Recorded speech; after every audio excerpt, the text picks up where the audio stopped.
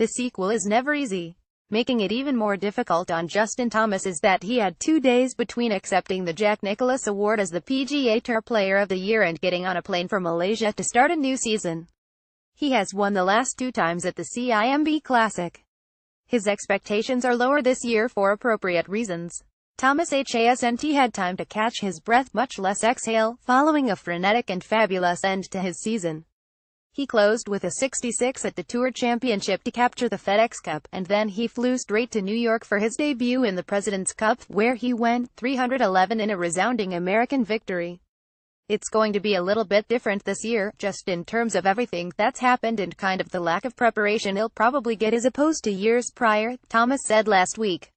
He will make one more stop next week in South Korea for the CJ Cup at Nine Bridges before a 5-week break to digest and reassess.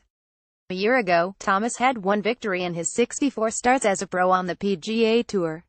He was number 35 in the world and still being referred to as Jordan Spieth's friend whenever he was shown on TV. Now he's trying to figure out how high to set the bar.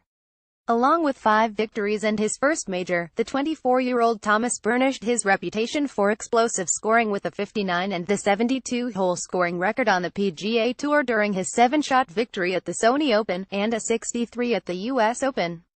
Along the way, he staked his claim to being a key figure in one of the deepest youth movements golf has ever seen. Expectations will be high. Comparisons will be unavoidable. Competition figures to be strong as ever. In just 3 full years on the PGA Tour, Thomas already has 6 victories including a major and is number 4 in the world. Now consider Spieth, who is 3 months younger than Thomas and already has 3 legs of the career Grand Slam among his 11 Tour victories. Do not overlook Rory McIlroy, who only seems old at 28. Hideki Matsuyama, 25, briefly had the lead on Sunday at the PGA Championship. He was that close to being talked about the way Thomas is now.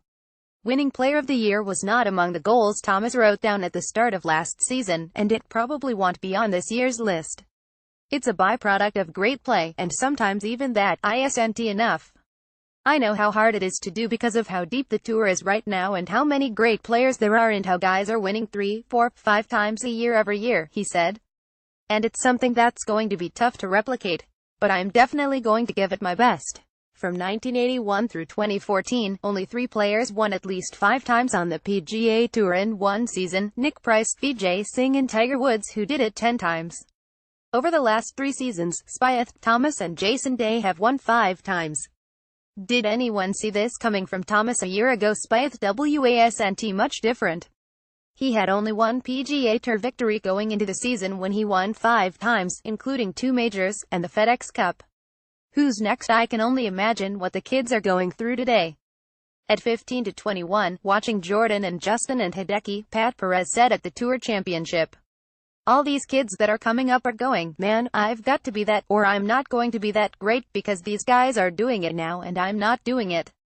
Perez came through at a different time. There was greatness but the source was limited. I had Tiger, and that was what everybody had to compete with, Perez said. That was just one. And you knew you were going to lose to him at least 9 times a year, which was fine because that gave you a lot of other tournaments that you could win. Now any of these kids can win. They're winning 15, 16 times a year combined. That doesn't leave a whole lot left. He was exaggerating, but not by much. Thomas, Spieth, Matsuyama and Dustin Johnson combined for 15 victories and 2 majors. The year before, Johnson and Day each won 3 times, while Spieth and McIlroy were among those who won twice. Thomas is used to the competition, with so many familiar faces from junior golf. There's so many young guys that haven't quite won yet, haven't quite broke out, he said. It's just crazy, it really is. And we just continue to push each other so hard, and we've done it for so long. It's just now we're at the top of the top in terms of the level of golf. Getting to the top is hard. Staying there is even harder. This article was written by Doug Ferguson from the Associated Press and was legally licensed through the NewsCard Publisher Network. Please direct all licensing questions to legal@newscard.com.